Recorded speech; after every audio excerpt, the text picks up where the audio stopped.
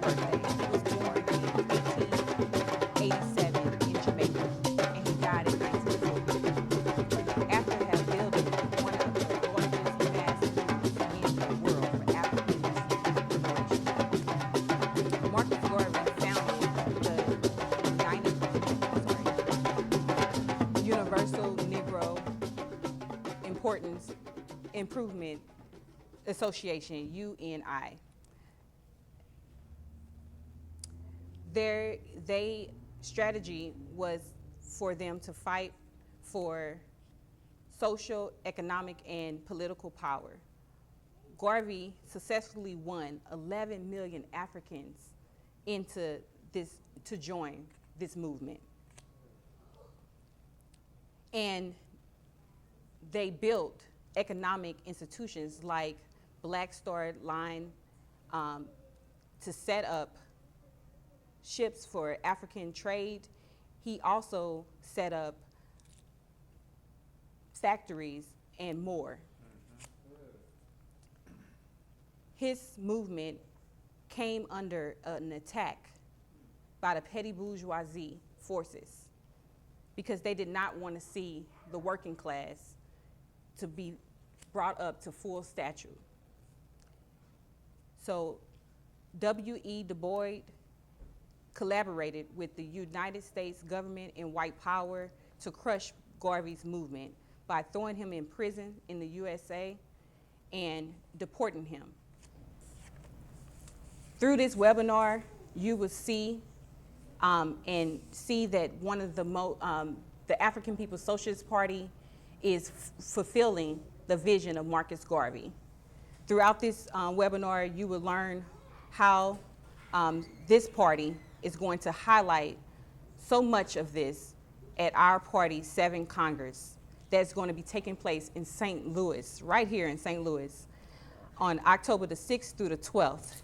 You will have the opportunity to register and learn how you can do this and much more.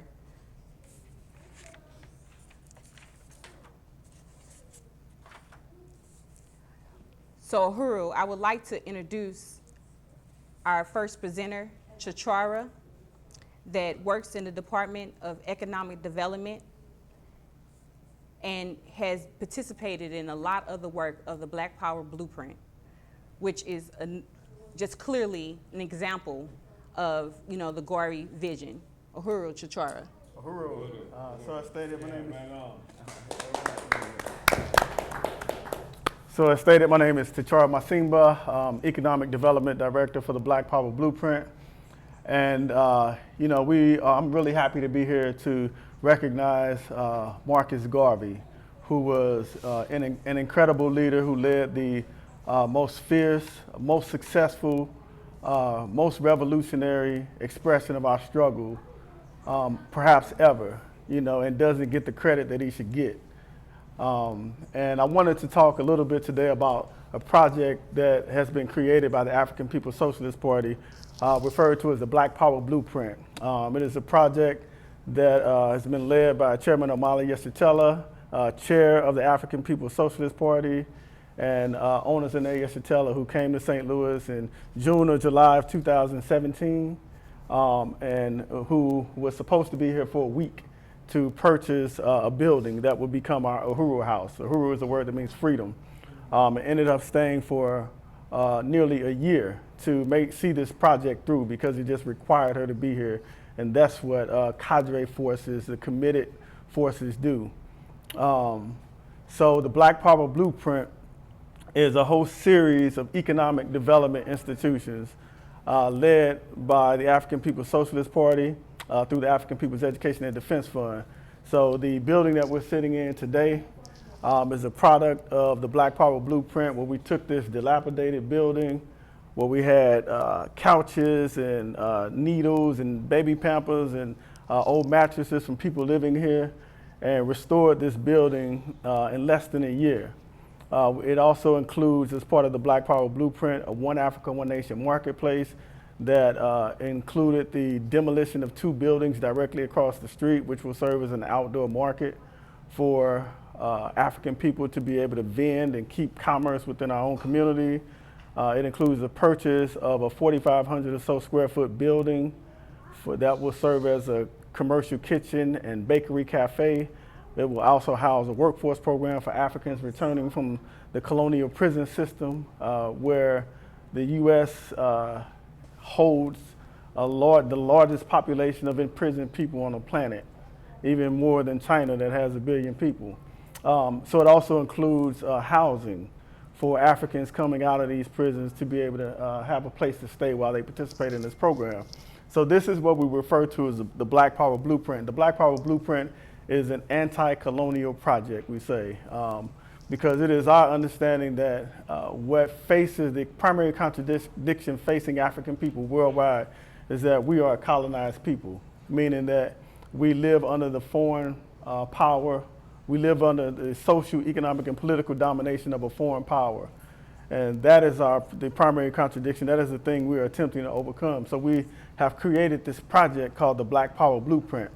And what distinguishes the Black Power Blueprint from other projects is that we operate based on this assumption that we have to be in direct contention with the white ruling class for political and economic power, that we have to take space, we have to contend with the white ruling class for space in every area of our lives so that we can develop the capacity to house, feed, and clothe ourselves. That is the basic assumption that we operate from. So our struggle is not a struggle for integration. Our struggle is not a struggle to create some economic enclave on the plantation. We understand that we live in a social system that is parasitic, that it lives and exists and thrives and survives off of the exploitation of African people and other oppressed people in the world, and that these two realities cannot coexist in any meaningful relationship. One is a parasite exploiting the other. So these are what we recognize as dual and contending institutions that will allow us to, number one, to win the people to a stance of political independence through a recognition of the reality that African people can govern ourselves. This will inspire people, this will bring people into this anti-colonial project. And number two, we want to address the material needs of our people, the ability to house our people, the ability to feed our people, the ability to clothe our people, because we are preparing to govern. And that is point blank, we're preparing to govern.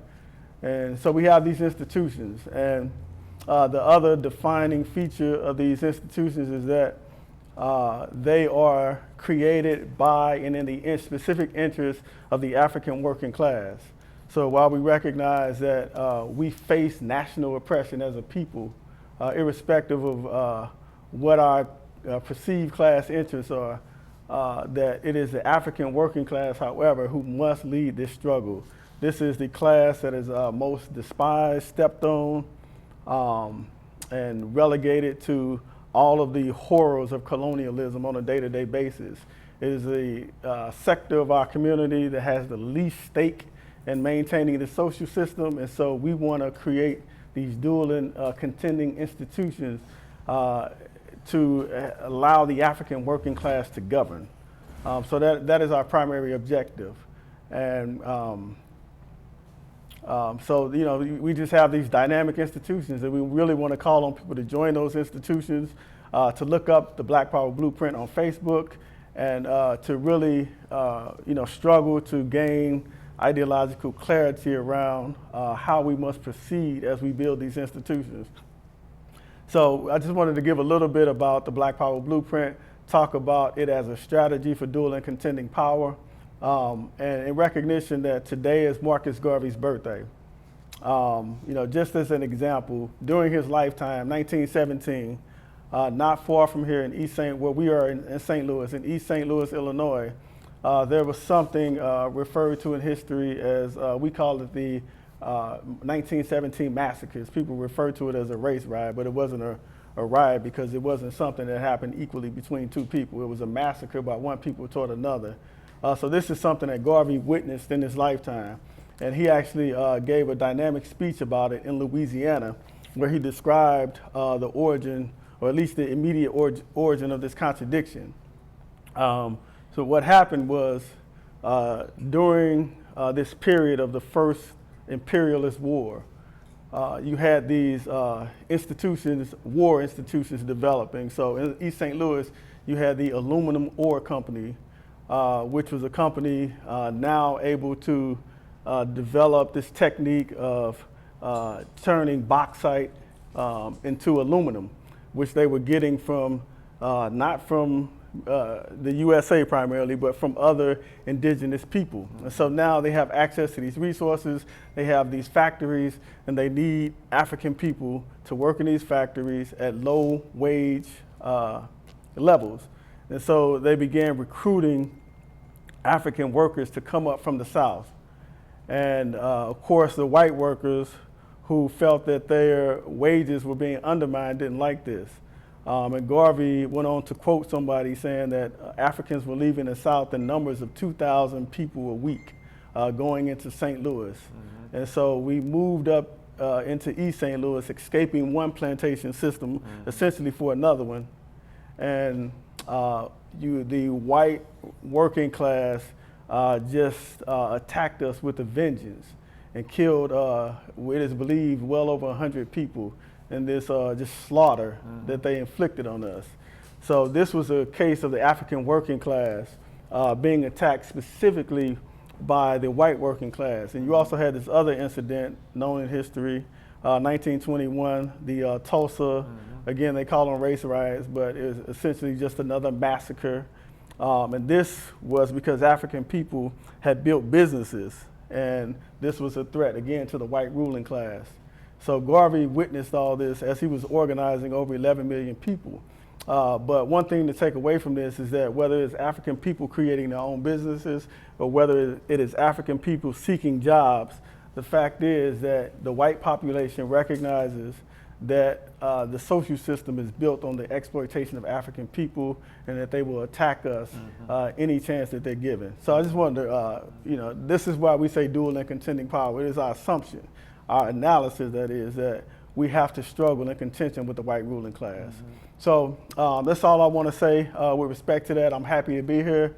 And I want to, as we move on, I want to introduce the visionary and architect of the Black Power Blueprint, of this notion of dual and contending power in our struggle, as introduced to our struggle, Chairman Omali Yeshitela, who has over 50 years of continuous, nonstop struggle for the liberation and consolidation of Africa and African people.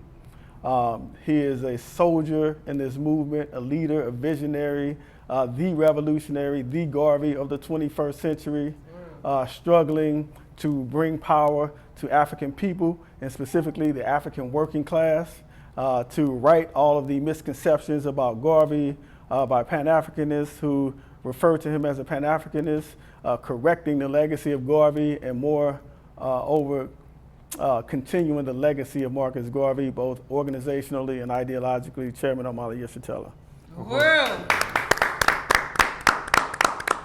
Uhuru. I want to, really express appreciation to Comrade Ticharwa and President Kalambayi, and special shout out to Comrade Sister Onazene Yeshitela, the Deputy Chair of the African People's Socialist Party, who's played such an important role in building the Black Power Blueprint that is represented by this very location where we are having this webinar from.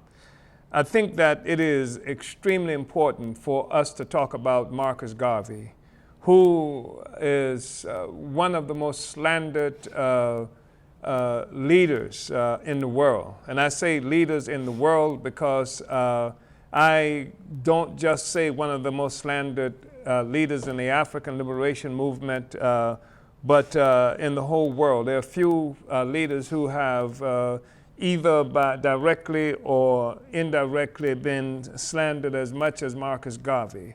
Slandered directly by imperialists and by the liberal sector of the African petty bourgeoisie, intelligentsia and what have you, in our own communities, and slandered indirectly by the bourgeoisie, the ruling class, the white nationalist ruling class, and all of its minions and thinking representatives by keeping information and knowledge of who Garvey was and what Garvey and the Universal Negro Improvement Association and African Communities League did.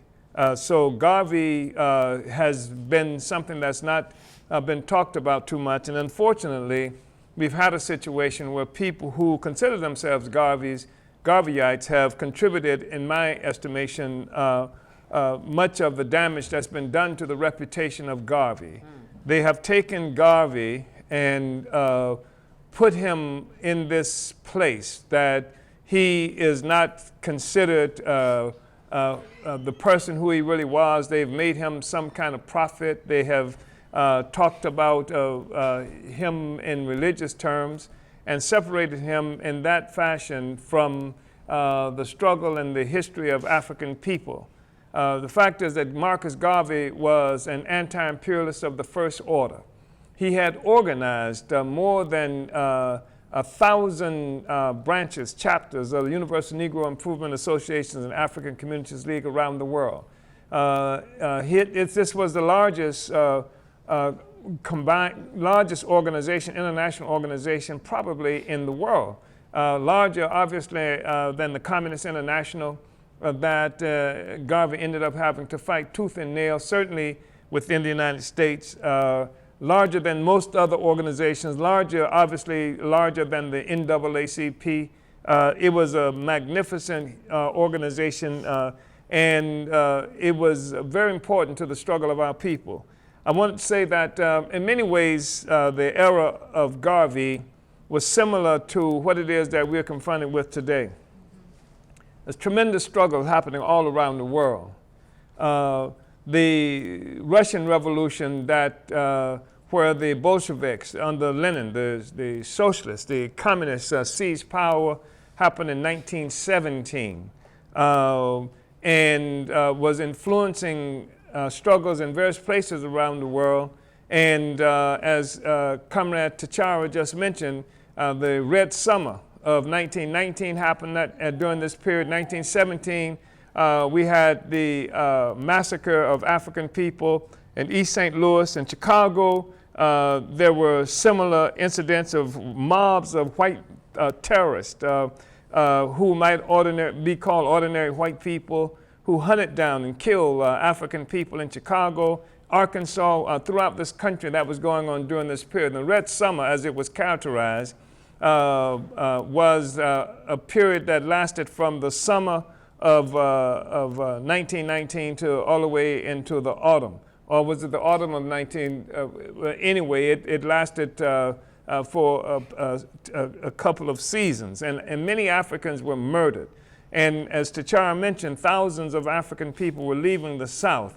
In fact, it is estimated like something like 500,000, 500,000 African people left the South, coming to places like St. Louis and other places around the world, partially running from the terror of white nationalism and also trying to find a decent life. Because when I say the terror, I don't mean just the lynch mobs and things like that occurred, but the fact that white power had locked us into a permanent status of having to work forever on these plantations, and our children not even being able to be promised a future other than picking cotton and doing the dirty work for white people and white power. And this, of course, was something that was happening to us all around the world, and it was happening in this country. So we had something like 500,000, 500,000 Africans at least, that left the South, getting away from those circumstances, trying to find a better life.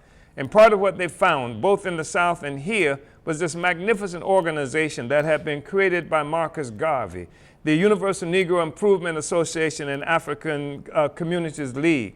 And this is really important when we talk about Garvey. And this is one of the reasons Garvey was hated by the imperialists and by the African petty bourgeois intellectuals who at best have a conversation but no intent, no ability to do anything. I just want to read a couple of things about Garvey that helps us to understand Garvey, helps us to understand African internationalism, the theory of the African People's Socialist Party's 21st century Garveyism. You know, Garvey considered himself, and the organization considered themselves African fundamentalists, as distinguished from the Pan-Africanists who in 1919, under the leadership of W.E.B. Du Bois, held their first Congress in Paris, France, in order to combat Garvey and to combat the Universal Negro Improvement Association. I said the first Congress I'm talking about, and the first political existence of Pan-Africanist Congress came with Du Bois then. And of course, Du Bois pulled this Congress together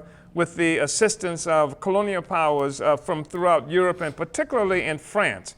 It's really interesting for our party because one of the ancestors of a person who used to be in our party actually facilitated the ability of the Pan-Africanist Congress to have their first Congress in Paris that was attended mostly by white people and people who were attached to various imperialist governments.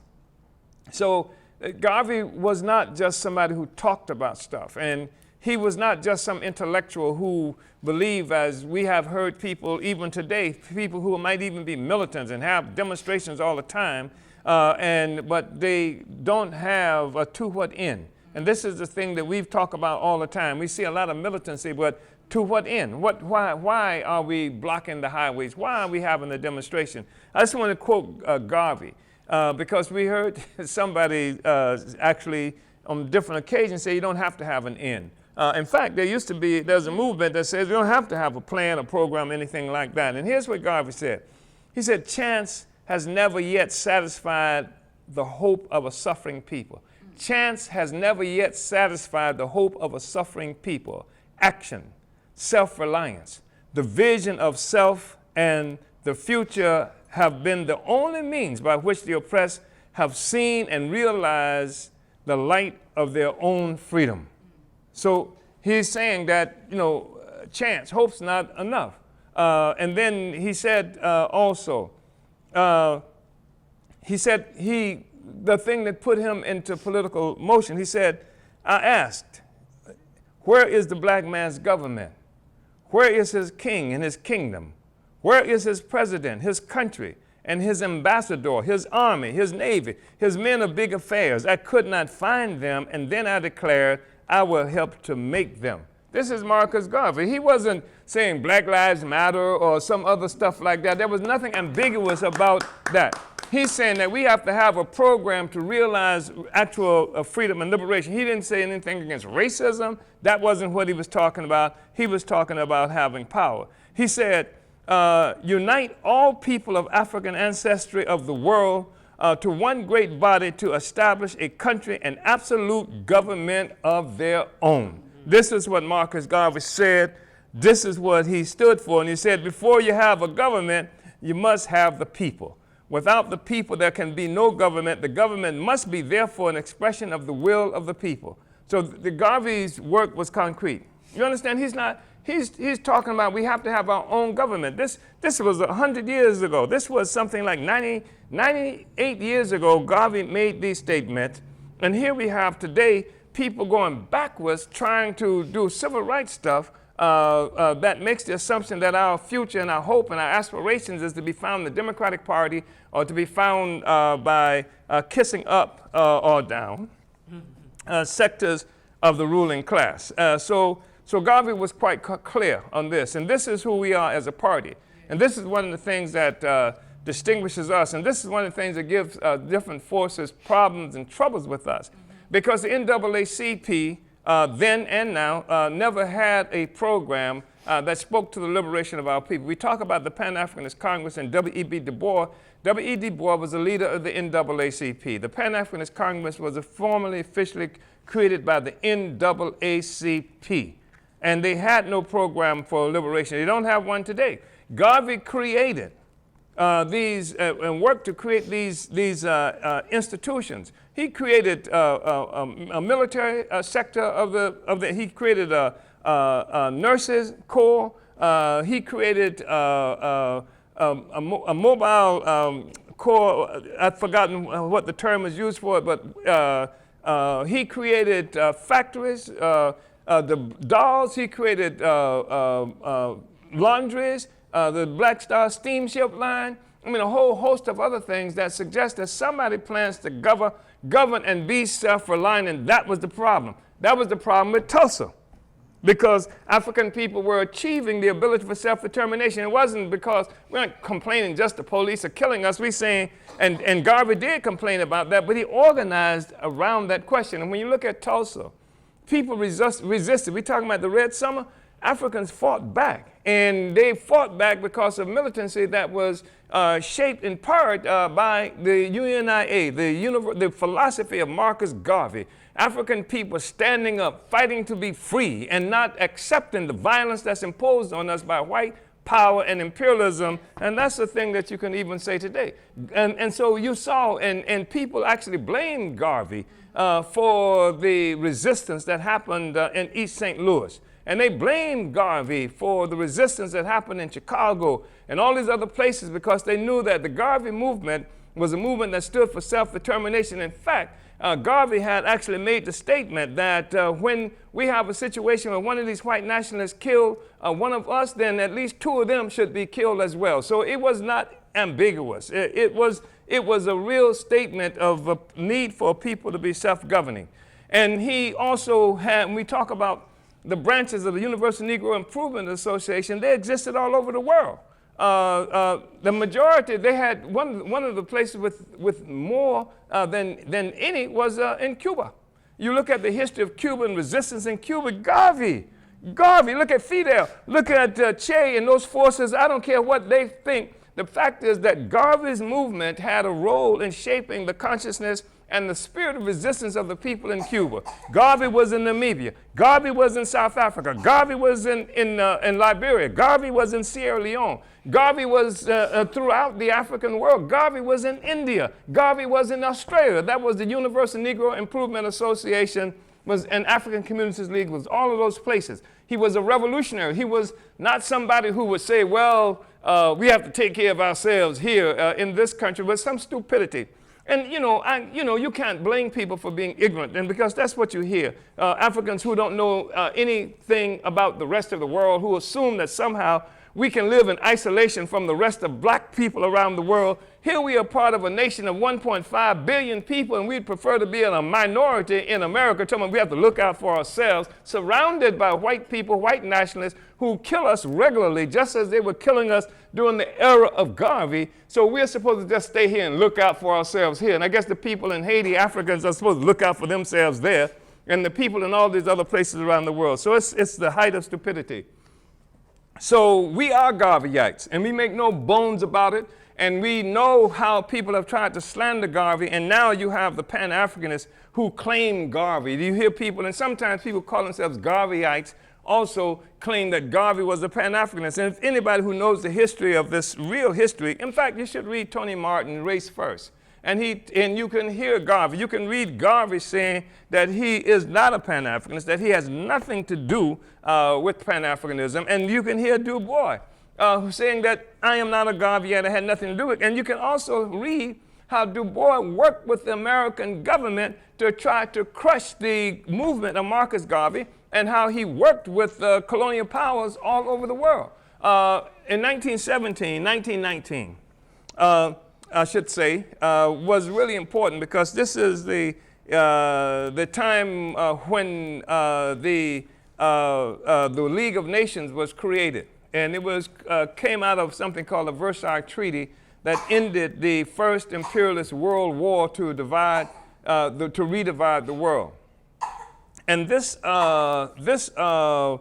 a consequence of that was all the white powers were getting together. This League of Nations, Woodrow Wilson, who was then president, was really one of the architects of the League of Nations. But the American ruling class, for whatever reason, refused to accept the League of Nations. So that was one of the reasons that the League did not survive, and it morphed into what later became, after the Second World Imperialist War, the United Nations.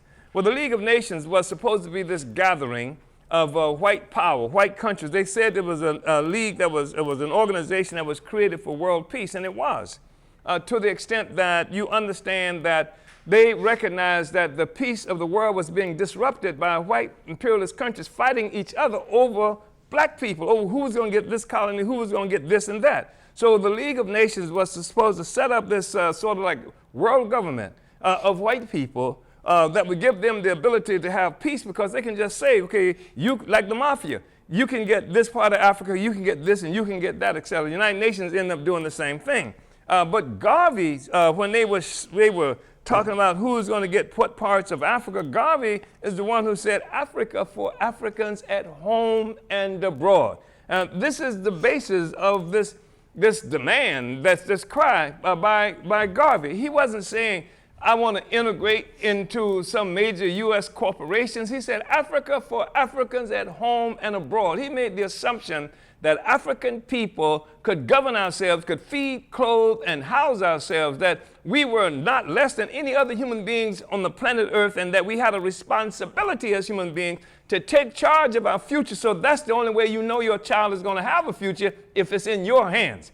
But if you have this situation where you are talking about trying to force somebody or win somebody else to take care of you and your children and their children's children forever, you will be a slave forever. And so Garvey understood that. African People's Socialist Party understands this. We are practical revolutionaries. We're not wishing anything. We are planning to govern, as Comrade Ticharwa just said, in this Congress that we have coming up here in St. Louis from October 6th to the 12th. Is our version of the convention of the Negro peoples of the world that happened under the leadership of Marcus Garvey. And it is as critical today as the convention that Garvey held in New York. The first one they held in 1920 had from 25 to 50,000 Africans from around the world attended that, because we want to take care of our own business. In a place where Africans couldn't vote, they did vote. They voted for the red, black, and green as our own flag. They voted for a representative who's going to represent black people in the United States. They voted for who was going to represent the people of African people of Africa. They voted Marcus Garvey as provisional president of Africa.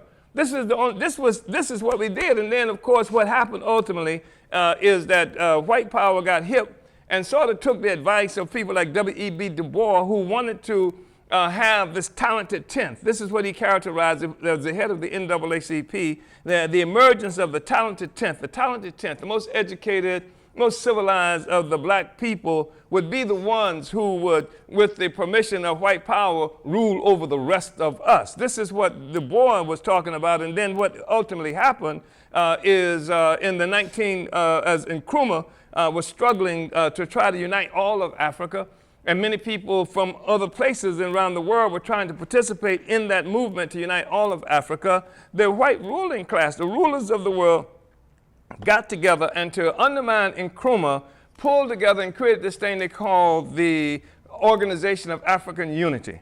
And the Organization of African Unity were these heads of these colonial states that created this organization that codified the borders that the colonial powers had created, because Africa is cut up into all of these different entities that white power organized that.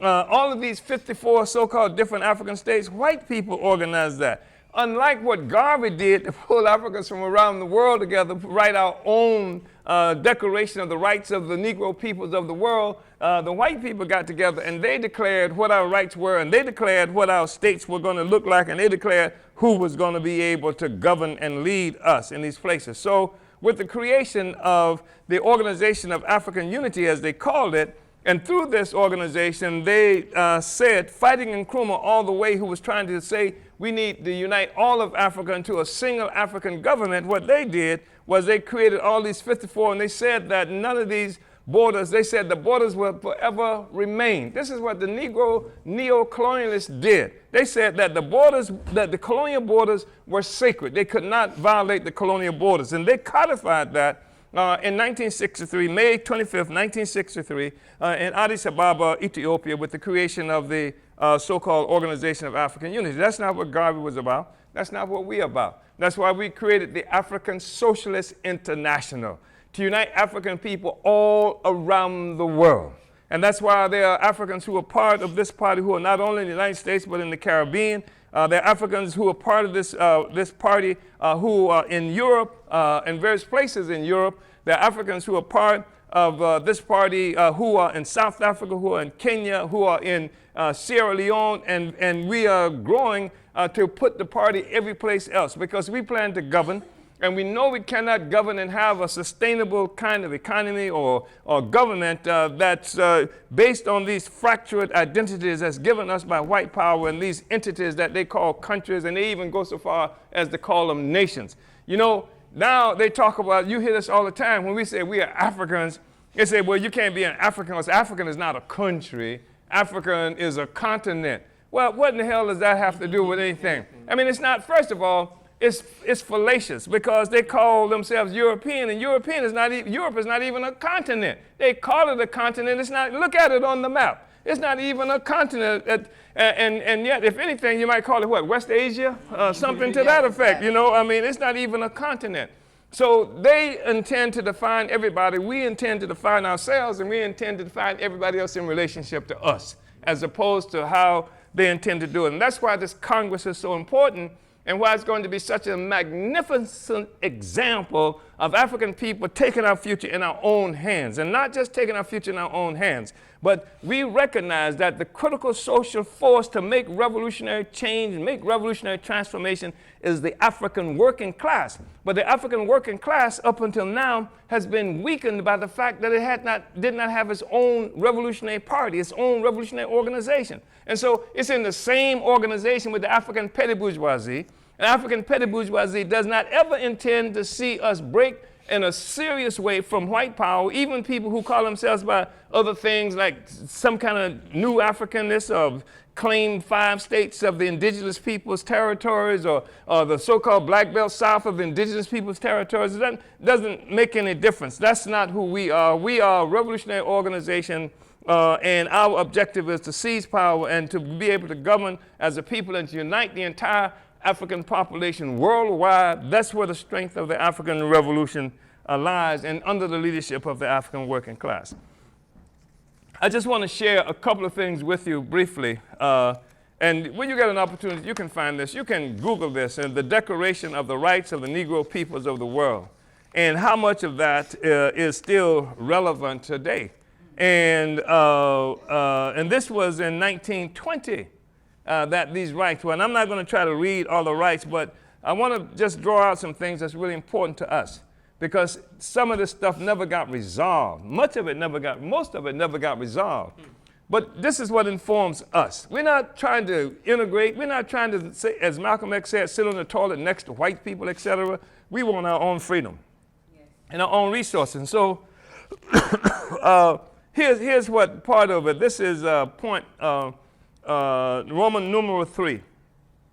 And this is a complaint that European nations have parceled out among themselves and taken possession of nearly all of the continent of Africa, and the natives are compelled to surrender their lands to aliens and treated in most instances like slaves.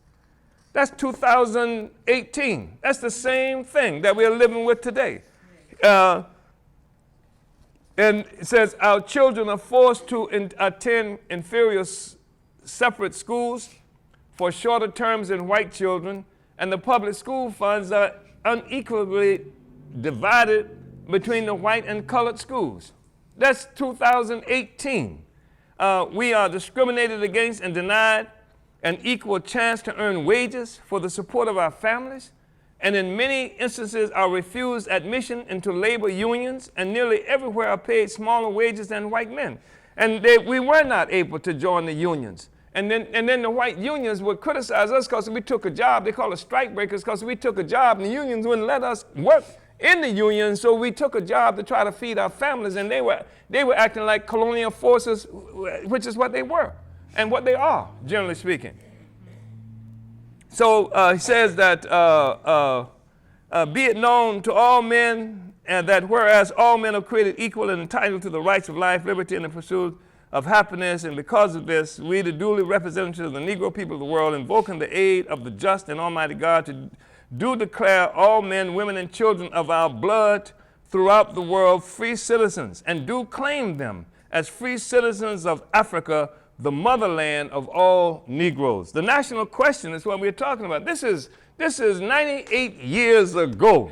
We're fighting the battle that Garvey had waged 98 years ago. We still fight it. That's what this Congress of the African People's Socialist Party is doing. And this Congress is bringing the African working class together with our own organization, our own party, that will wage war struggling, because we know that all of us engaged, as Comrade Ticharwa said a moment ago, in a struggle for national liberation. But within the struggle for national liberation, there's the fierce class struggle that is also being waged. And so we are the working class, and will define what national liberation looks like. When I say we, I'm talking about the African working class, because it has its own revolutionary party through which it struggles and which functions as the advanced detachment. Yeah. So it says that, I want to say that he says here that we believe in the supreme authority and given to man as a common possession, that there should be an equitable distribution and apportionment of all such things, and in consideration of the fact that as a race we are now deprived of those things that are morally and legally ours, we believe it right that all such things should be acquired and held by whatsoever means possible. This is Marcus Garvey 98 years ago. We declare that Negroes, wheresoever they form a community among themselves, should be given the right to elect their own representatives to represent them in legislatures, courts of law, or such institutions as may exercise control over that particular community. And this is part of what Garvey was talking about. He's struggling for power. We believe in the freedom of Africa for the Negro people of the world, and by the principles of Europe for the Europeans and Asia for the Asiatics. We also demand Africa for the Africans at home and abroad.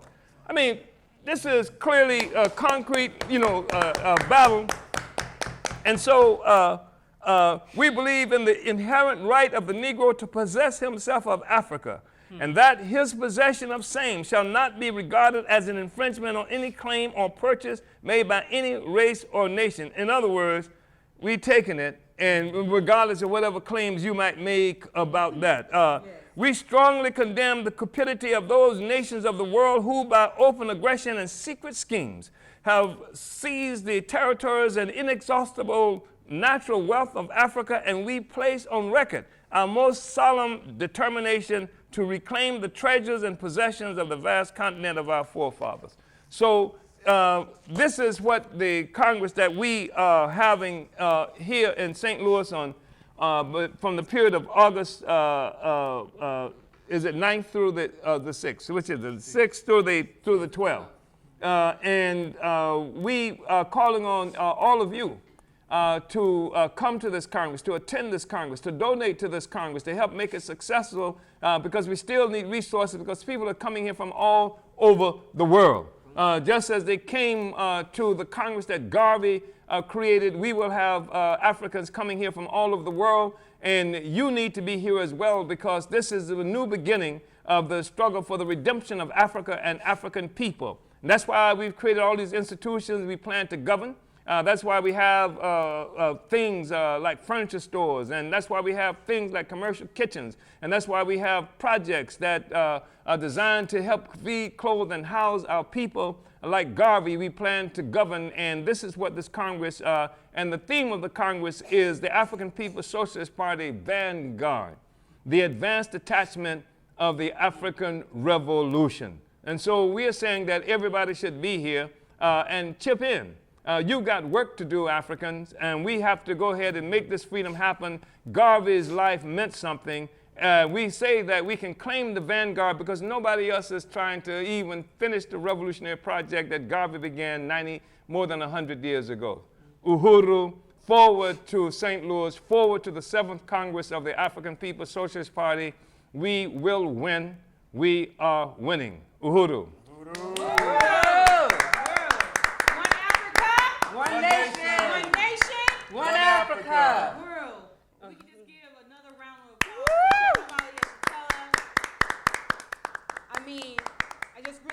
appreciate this whole webinar and just really appreciate Chairman Omali Yeshitela. Long live African People's Socialist Party. Long live Chairman Omali Yeshitela.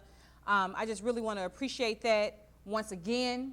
And we're going to move the webinar and go to our next speaker, our next presenter, the Secretary General Gazi Kodzo, that needs no introduction. He will be laying out how you can come to the Congress here in St. Louis, Missouri, October the 6th through the 12th. You gotta be here. It's our time, freedom in our lifetime, in Chairman Omali Yeshitela lifetime. Uhuru.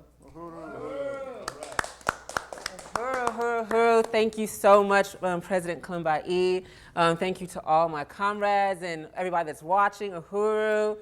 Thank you so much to Ticharwa for that amazing presentation. It was so powerful and historic. And of course, salute and thank you so much, Chairman, for that powerful speech and presentation of Garvey and of the party and of the future for African people and the way forward. Shout out to Deputy Chair Omali Yeshitela, who has built this amazing building and is pushing forward the Black Power Blueprint project. And shout out to Director Akile Anai, who put this webinar together.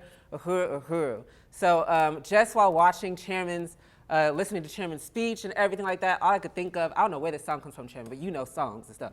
And it was like, what's that? Power, power, Lord, power. Who does that? I don't know who does that. But I was just thinking of that song because this is power, power, power. That's exactly what the people need, y'all. And you know, I faced when my best friend in high school was murdered by the police, and after that, just feeling powerlessness, just seeing, African adults who are supposed to be able to, do things, protect you, and all these kinds of things, unable to do anything, unable to get even the pig to say sorry. And I know that's what my African people feel, every day. Every day we have to go on Facebook or see on the news all of these horrible things happening to African people, not just here, but around the world, from, the enslavement of Africans happening like right now, from the bombings of Africans, from the poisoning of the water, from the beating of the children, from just seeing African women go to the nail salon and they're getting beat up on and spat up on, and all of these kinds of things that we continuously see.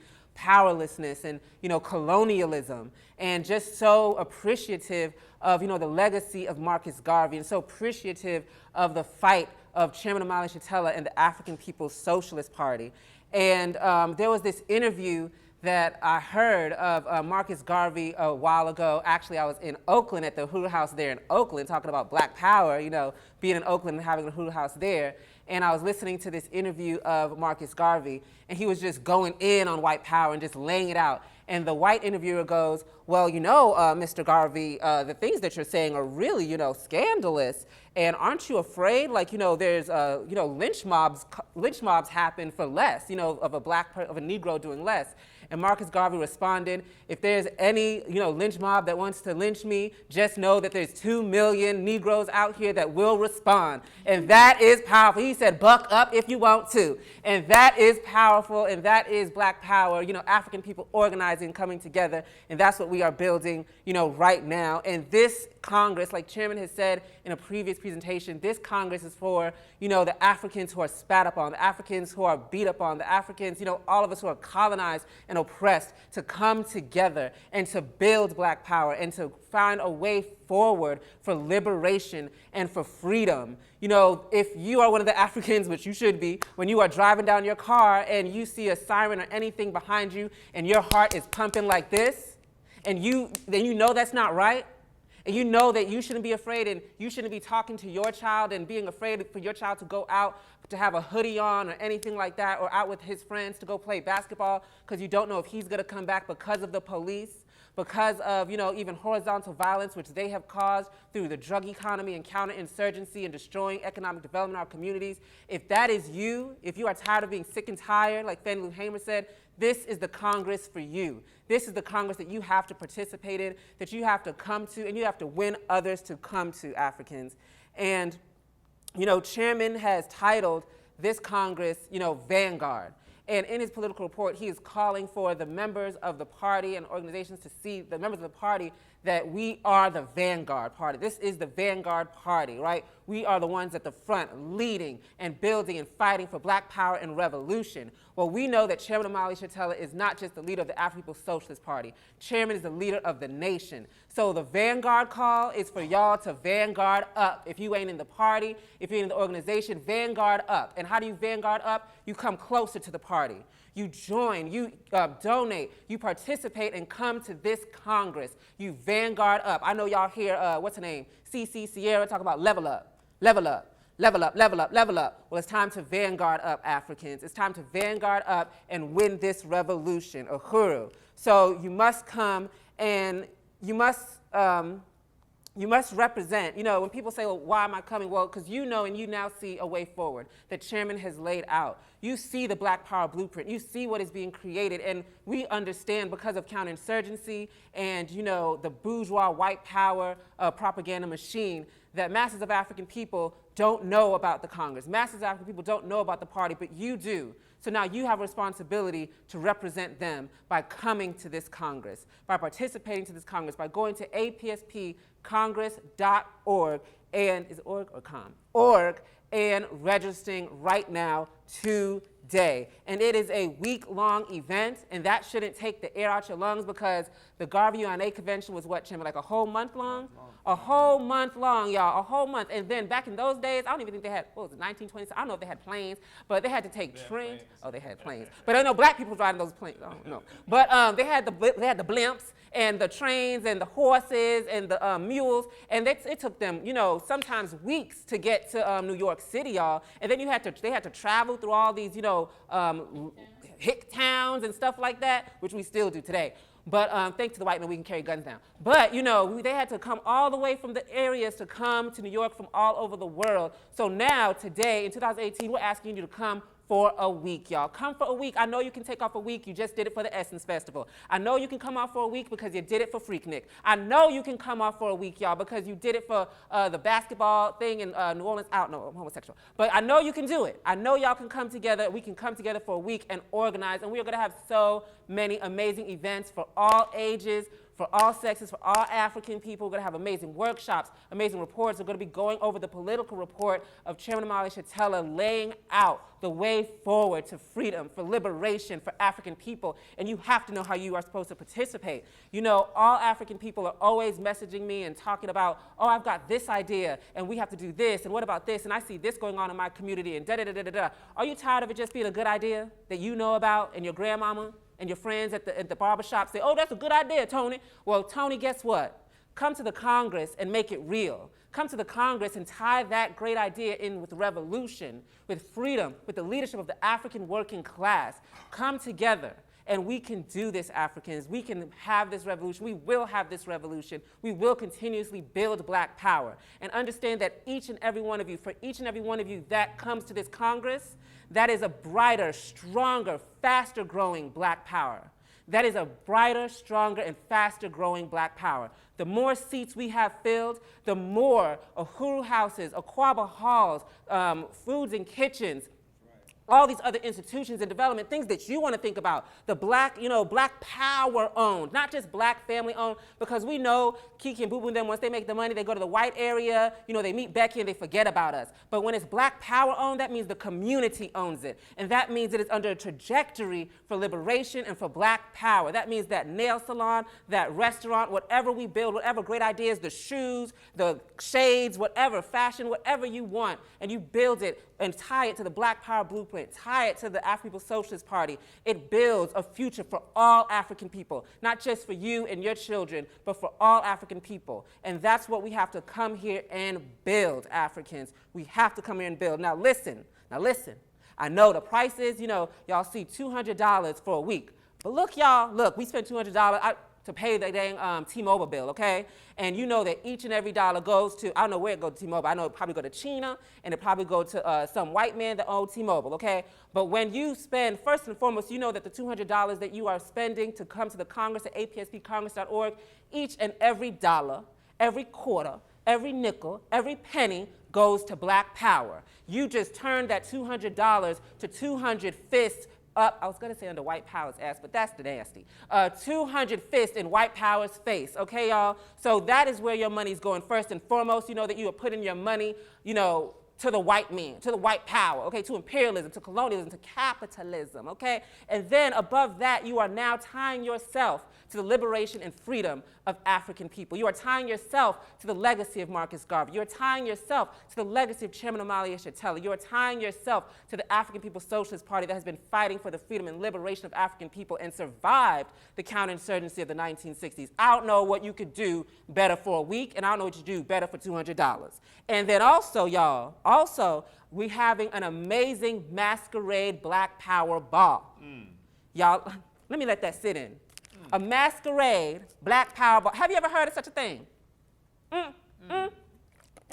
Y'all, if that ain't the key, y'all, if that ain't the key, y'all, can you just imagine it, okay? First of all, it is going to be, we're going to be dressed to the nines, looking good with our mask on, so the CIA don't know who he is, the FBI don't know who's twerking, okay? We're going to be lit, we're going to look amazing. Chairman's going to give an amazing presentation, and to know that not only are we going to be looking to our African nines, okay, we're going to be smelling like all kinds of oils from all around, okay? We're going to be smelling like Erykah Badu and Lauryn Hill.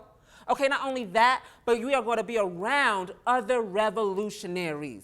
How powerful is that? How lit is that, y'all? Come and be a part of that, okay? We're going to have bands. We're going to have performances. We're going to have a silent, is it a silent auction? Yeah. It got to be silent because you know we don't want no fighting. It's going to be a silent auction of one-of-a-kind African items, okay, that Deputy Chair Omali Yeshitela and Chairman Omali Yeshitela, okay, have scoured the world to find these African beautiful items, and we will have a silent auction for them. They just went to Africa and bought some more items from there, and we've got people donating from all over the world, these amazing items that we're gonna have a silent auction for. This is lit, y'all, okay? This is lit. The African working class can have nice things too, goddamn, okay? And it is going to be amazing. So it is only $50 for an amazing event. $50 for an amazing, magical event. And you probably like, well, Gazi, I got to bring my kids and da-da-da. We're going to have child care. And we're going to have child care, comrade. Yes, we're going to have child care. So bring the children from all ages, because like Chairman says, you know, we're not going to let anything stand in the way from Africans being able to participate in the revolution.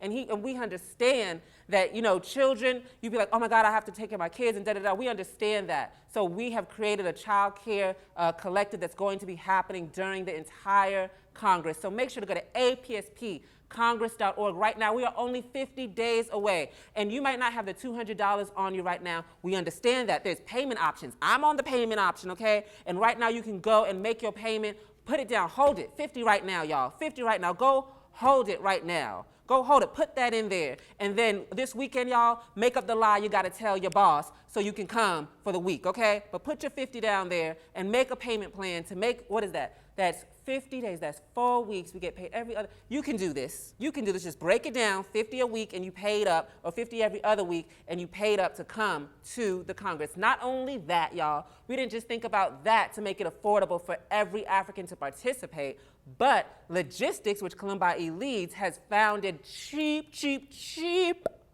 housing, y'all, real on the low, okay? She went to the hotels, and she said, I got Africans coming to be free. You got to give me the best rate possible, okay? And she got the best rate possible. They said, all we can do is this. She said, bring it lower, because you saw what we did in Ferguson. You don't want this to be a place to be burned down. And they said, oh my God, oh my God, oh my God. And they made it lower, okay? Not only that, you're probably like, well, I don't have the money for a rental car and da-da-da-da-da-da. Guess what President Kalambayi did? She got a bus, y'all. She got a bus. So your transportation is F-R-E-E, free 99. Okay, can we get a hooroo for that? A hooroo. Okay, so it is free transportation from your hotel to here. Then you're like, well, Gazi, I'm hungry. Well, guess what? Your food is in that 200. We're going to have meat eaters if you want to die early. We're going to have vegetarians if you want to die, you know, mid-range. And we're going to have vegans if you want to live long. We have all different food options for you, okay? And guess what? I want to challenge everybody that's coming. Everybody get the vegan option. Be vegan for a week, okay? Vanguard up. Vanguard up. Okay, vanguard that diet. All right, y'all. So We have a goal of 20 people registering to the Congress this weekend, and we are calling for you to register.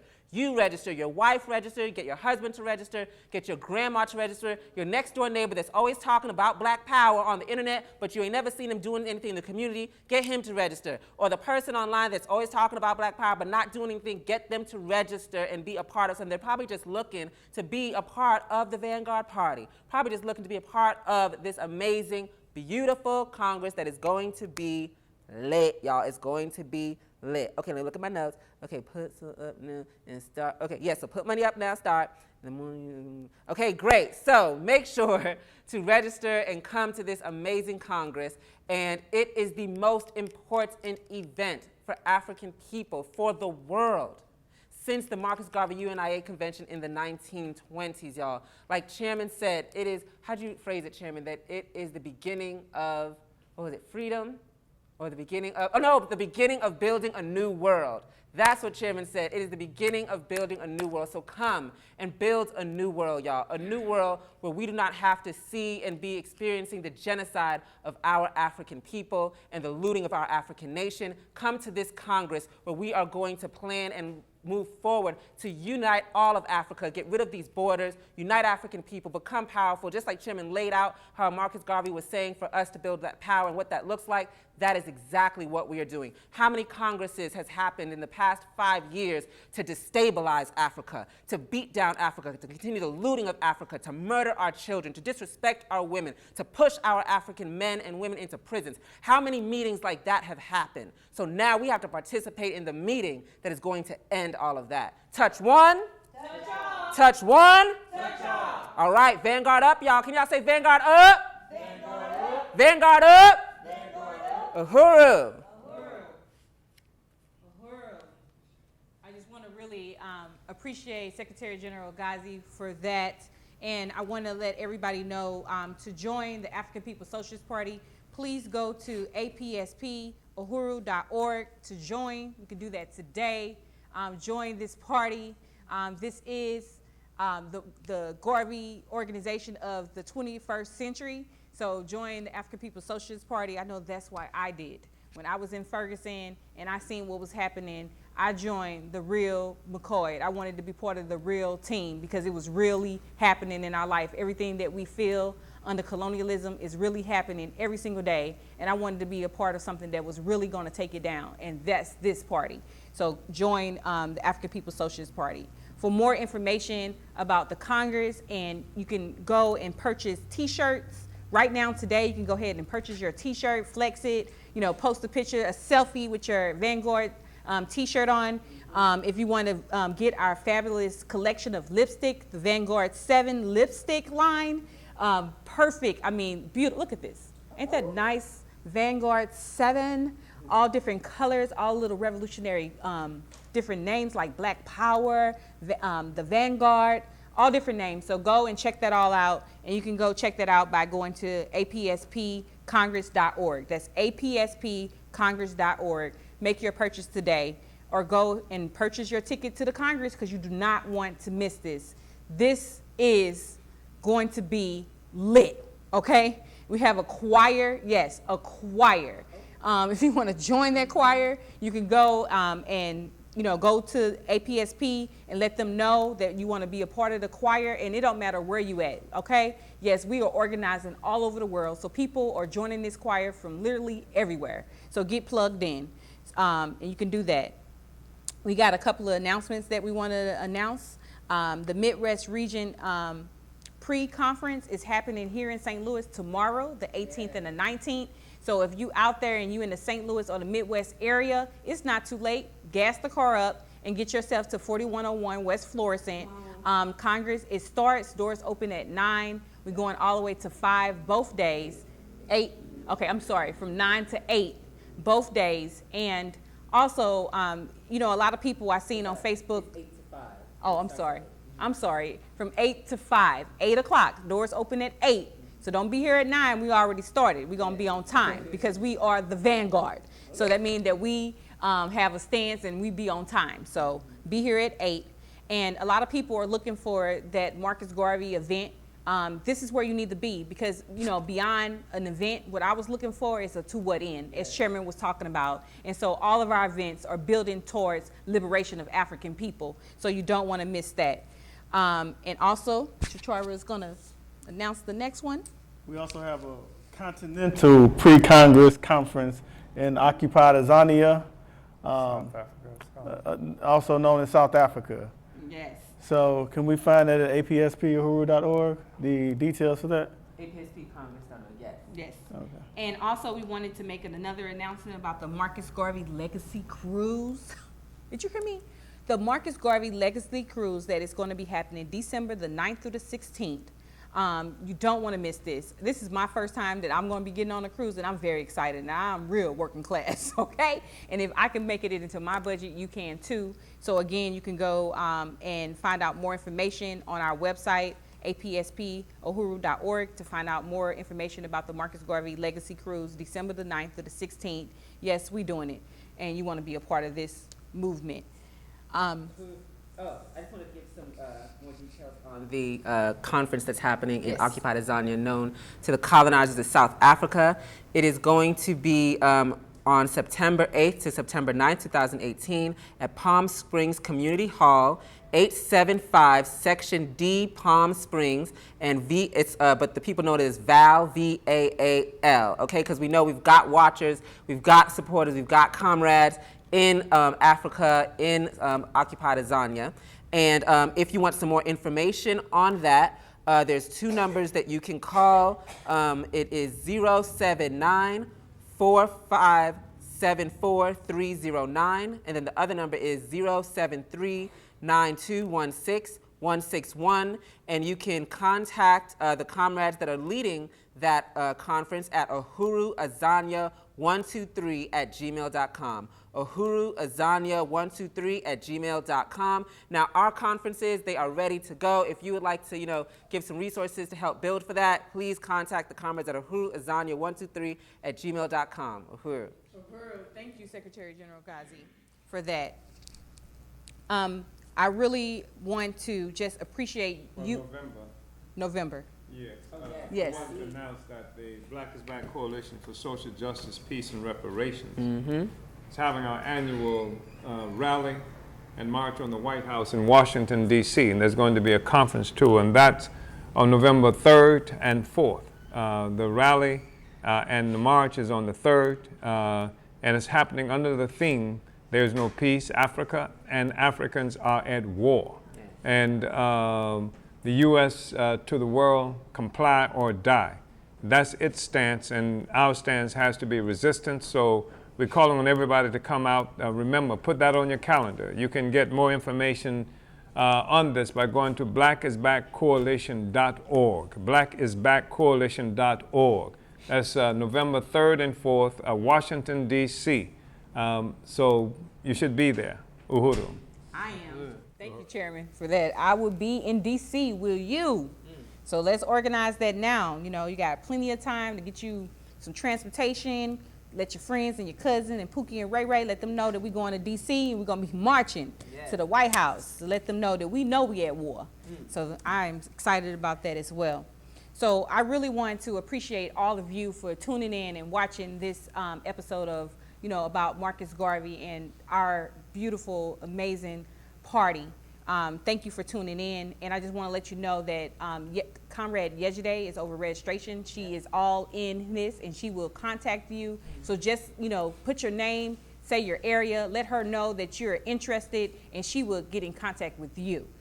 So she's in there right now. So come on, I want to see people letting us know that I am coming to the Congress, I am in such and such. Is there anybody in my area that's going? We want to know that. So put that information in the feed right now. Don't wait till tomorrow. Don't put it off next week. Do it today. Because as us colonized people, that tomorrow will have a whole nother set of issues, and you've been forgot about this amazing thing that you heard today. So do it today so you can get plugged in and we can be in your ear and make sure you get plugged in and get here. Okay? So I just want to really appreciate you for tuning in, and I want to just really salute, my comrades and Chairman Omali Yeshitela of the African People's Socialist Party and the African, like Gazi, Secretary General Gazi said, the leadership of the African nation. I just really appreciate Chairman, and I appreciate my comrades, and really want to salute you for an amazing webinar on today, and say forward to the 7th Congress. I hope to see you there, because I will be there. Turn up. So see you at the 7th Congress, October the 6th through the 12th. Beat me there. Uhuru. Uhuru.